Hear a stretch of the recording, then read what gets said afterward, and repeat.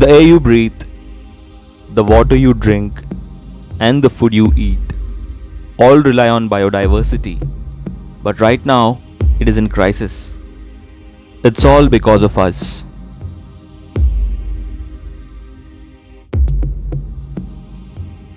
What does this mean for our future? And can we stop it?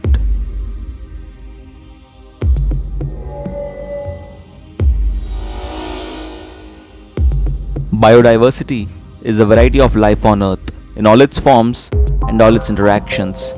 It is the most complex feature of our planet and it is most vital.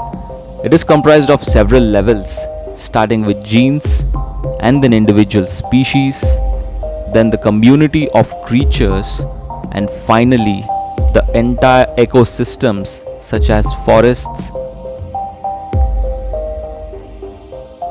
and coral reefs where life interplays with the physical environment. These interactions have made Earth habitable for billions of years. For many people living in towns and cities, wildlife is often something you watch on television, but the reality is that without plants, there would be no oxygen, and without bees to pollinate, there would be no fruits or nuts.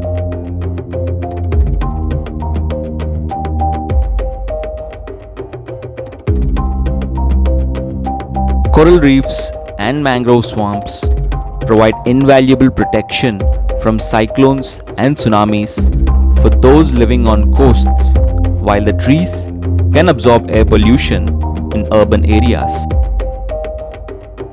When the scientists explore each ecosystem, they find countless such interactions, all honed by millions of years of evolution. If undamaged, this produces a finely balanced, healthy system which contributes to a healthy and sustainable planet. The sheer richness of biodiversity also has human benefits. Many new medicines are harvested from nature.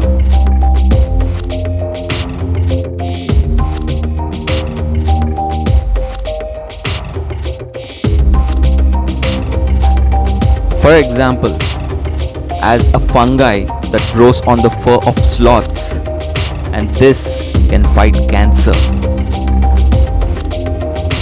Wild varieties of domesticated animals and crops are also crucial, as some will have already solved the challenge and some will be coping up with droughts or salty soils. If money is a measure, the services provided by ecosystems are estimated to be worth trillions of dollars, which means double the world's GDP. Biodiversity loss in Europe alone costs the continent about 3% of its GDP. From an aesthetic point of view, every one of the millions of species is unique. What's destroying this biodiversity? We are.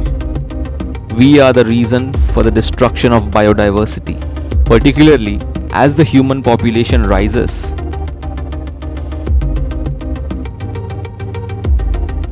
Wild areas are razed to create farmland,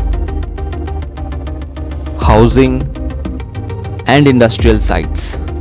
Poaching and unsustainable hunting for food is another major factor.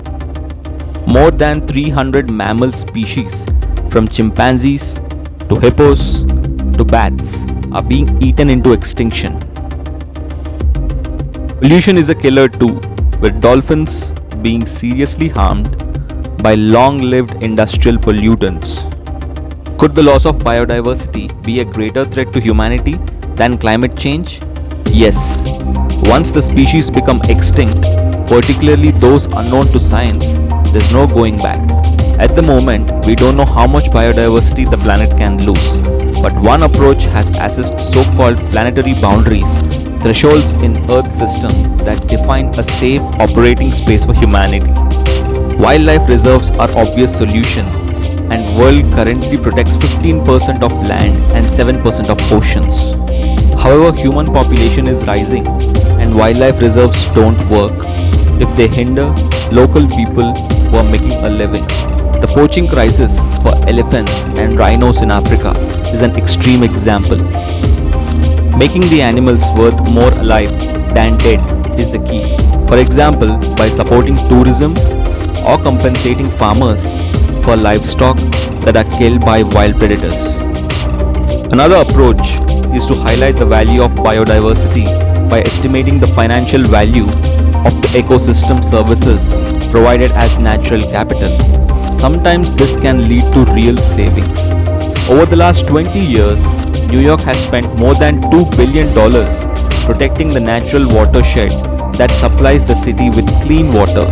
It has worked out so well that 90% of water needs no further filtering, and building a water treatment plant instead would have cost them more than $10 billion. Species need space to develop and recover. Save biodiversity, save the future.